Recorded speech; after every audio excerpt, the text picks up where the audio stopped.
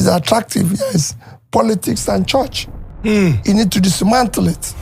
And we're going to turn night vigil into night shift so people can be productive.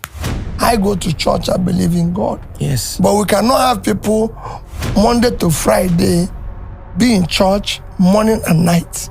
No. If I go from here now to my house, the only signboard you see is signboard of churches. You go to the east, it's burials. That's not the country. If you go to any other country, you see products. I'm not a happy person in Nigeria because we can't continue like this. Chinedu, we can't continue to breed poverty. That's not that's not leadership. Everybody before me spoiled everything.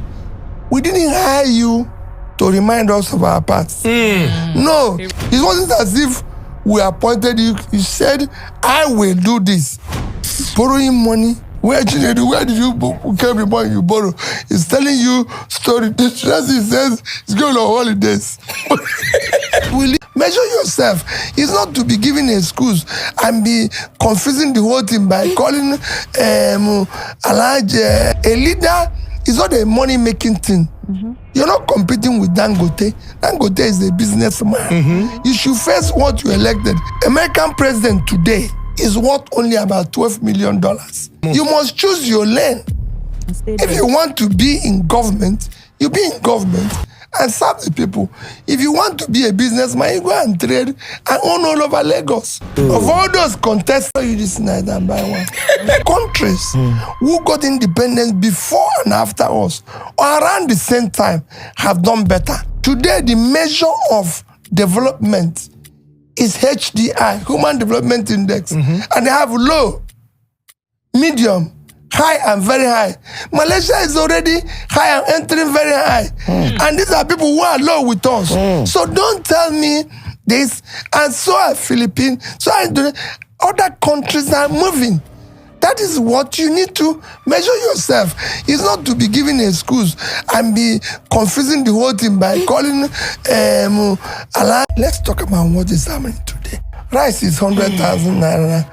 We're not even sure where we're going to be with this situation. Is our turn? Is a Yoruba man? Ask the people in Ogun here. Is there any place you will buy bread cheaper? So I can follow you this night and buy one. Countries and serve the people. If you want to be a businessman, you go and trade and own all over Lagos. Of all those contesting, I've started business from the scratch. Created wealth. But we have not seen him manage anything anywhere. I was the youngest chairman of a bank ever in Nigeria. Yes. So, God can bless hard work. God can bless productivity. God can bless an industry. God cannot bless somebody who is sleeping. Anybody who tells you that you got a lot from praying should be arrested. You are stolen somebody's money. Simple. If you go to hospital, all my local flights is economy. As governor, as the chairman of bank, as everything, I fly economy class. No, but why do you fly economy? No, because the difference is important to me. As a businessman? No. 2 or 3 people. Not just businessman. Let me tell you. Somebody asked me one day. That time, economy was about 55,000. Business class was about 150-something thousand. And he said to me, oh, Peter, it's just for your comfort. I said, no problem. We drove to his local community market. And I brought out 50,000 naira. And I called the women who are selling granite and banana there, and I gave them 50,000. He saw the impact. I said, that's what I just saved. In life, unless the poor people are happy, the life is not worth living. When you are, say, the richest, it is God giving you opportunity to care more. You cannot get money by miracle. I can tell you that. I'm born into church. My brother is a reverend father. He has never prayed and money came into his... We need to recalibrate our educational system. Our educational system today is poor. And it all starts with the primary school age. There's low morals, low discipline. That was why when I had the opportunity of serving as a governor, I took school back to the missionaries. because they had opportunity of inciting that discipline and that morals and making it work. The most important part of education is basic education. Those who change the world, most of them didn't have opportunity of having a tertiary education. Today, the biggest company that anybody can think of is Apple. Apple was founded by two people who were supposed to be secondary school dropouts. Gucci was started by Aldo Gucci, who is the hotel porter. So I can go on and on. And one of the things I do in life, like I was telling you, is to read about people and nation, how it was created. So it's sort of, once you have the basic education, and that is what is lacking here. We've not been able to train people properly to have proper education that will make them conduct themselves properly, be productive. Because we live largely in a very unproductive society. Nigeria is not producing anything. The only thing that that's why the only thing that is attractive here is politics and church. You need to dismantle it. People need to be productive. How do we dismantle politics and church? If you stop people from stealing public money and use public money for public good, you make politics unattractive. It shouldn't be. What we're doing here is state capture. It's a criminalized entity. So you have stolen the country or the state, so you steal everything that is there. That must stop. The church must teach morals. Church must work. And we're going to turn night vigil into night shift. So people can be productive. We're not saying you shouldn't go to church. I go to church, I believe in God. Yes. But we cannot have people Monday to Friday be in church morning and night. No, because they don't run the church like Catholic Church. They don't run it on helmet full of grace. They collect money, and that money has to be a function of productivity. So they need to work on it. So these are things we need to work on. So people have to touch the right thing when prayerful, must go to work. Because it is the work that helps the society. Society must Not be productive. prayer. No. Prayer is after work. God can only bless hard work. He cannot bless you for sleeping. Said if you like, don't forget about what anybody tells you. Anybody who tells you that you got alert from praying should be arrested. You have stolen somebody's money. Simple. What of the prayer in the church that they say a prayer for Nigeria? Raise your phone. Miracle alert will enter your phone. He cannot. He's stealing. You cannot. There's no miracle. You cannot get money by miracle. I can tell you that. I'm born into church. My brother is a reverend father. He has never prayed and money came into his... What about grace? Some people have grace. No. That's what I'm saying. The grace is after hard work. God can bless hard work. God can bless productivity. God can bless an industry. God cannot bless somebody who is sleeping. It has never happened anywhere in the world. In fact, in the Bible, they say there's no food for those who didn't work. They should not be fed. So it's very clear. Jesus worked miracles by going around and blessing productivity. There's never any place where Jesus did anything and somebody had money or prosperity. Prosperity came to those who worked. That's it. But they say if you pay tithes, the doors of heaven will open unto you. After you've worked, that tithe is given to God, to humanity. So if you go to hospital, it's tithe. If you help poor people, it's tithe. If you give it to church, it's tithe. But that tithe must be a product, must come from productivity for God to continue to bless whatever you do to do it. But if you just stay and come and borrow money from me and go and pay tithe, it will never double. Unless you are... Money double. No matter what my wife do today, I can't submarine her. And I can't separate with her. I can never, even if he likes, let her shoot a gun to shoot me. As long as I'm alive, she's my wife. That's it. That's me. I can tell you that.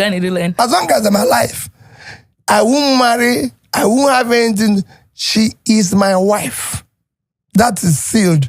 Finish. No matter what she does. No. Whatever she like, let her do. Because what is she going to do that will offend me? What? Maybe have an affair. It's our business. It's not me. They will say two of us. They will say Peter Obi is a very good man who married a woman who is.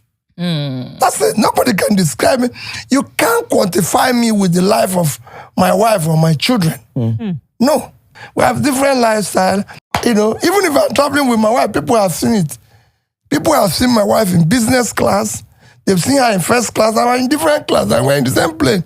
Because that's what suits her. We don't quarrel with it. It suits him and it doesn't conflict with my interest. If I travel with her, people will see it. She's in business class. I'm in economy. It doesn't. No, it doesn't. It suits her. We're not quarreling with it. Nigerians are ready to sacrifice. It is not removal of subsidy. It is not asking people to sacrifice. You can't ask people to fast when you're feasting. If you look at my manifesto, I said this criminality in subsidy is 50% of the subsidy. Okay. We need to remove it.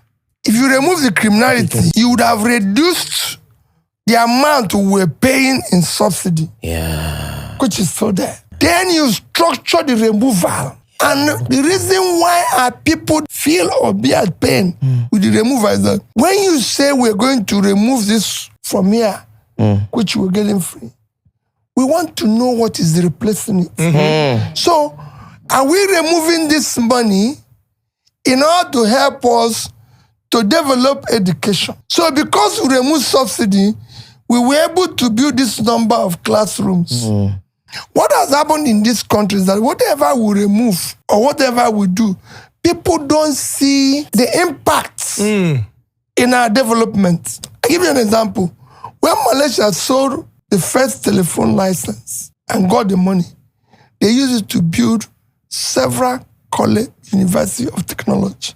Our own was shared like motor parking, and everybody is it. I've decided that unless for referral, I must go to hospital in Nigeria. About a week or so ago, I was in an eye clinic. You know, they had an intensive X-rays they want to do. And they were doing that. And when they finished, they gave me a bill. It was an extensive checkup on the eye, X-rays, this. The bill came to almost about 200 and something thousand. And I said, okay. When I came there, they said to me, oh, we won't charge you. I said, no, you're wrong. It's people like me that you need to charge.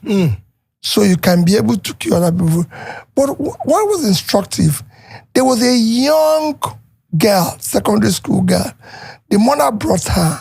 I think something happened. Either the mother or the father was driving with her, and there was something that happened, and the airbag damaged one of her eyes and all that. And they have finished doing everything on this young girl, and they gave them a bill of about 41,000 naira. You could see the mother feeling a sense of, oh, can we get discount? And I had to look at the sister in charge. I say, put it in my bill. So I go out and ask somebody, said, everything cost me maybe about 250,000 naira. If I had done that same examination in UK, where I normally go, I can tell you, so what I paid now, using even 2,000, it's around 25 pounds. That thing would have cost me, that's including the glasses, so it would have cost me at least 1,000 pounds. Oh, it's far. Plus going to London and everything. It becomes imperative that all those little monies you save make impact in people's life. Every month in this country, I must visit a school. I must visit a hospital. Every month. Every month. Wow. Every month. I'm saying minimum 1. There's months I visit 4, 5. Because you go schools of nursing, schools of midwifery, schools of this and everything, every month.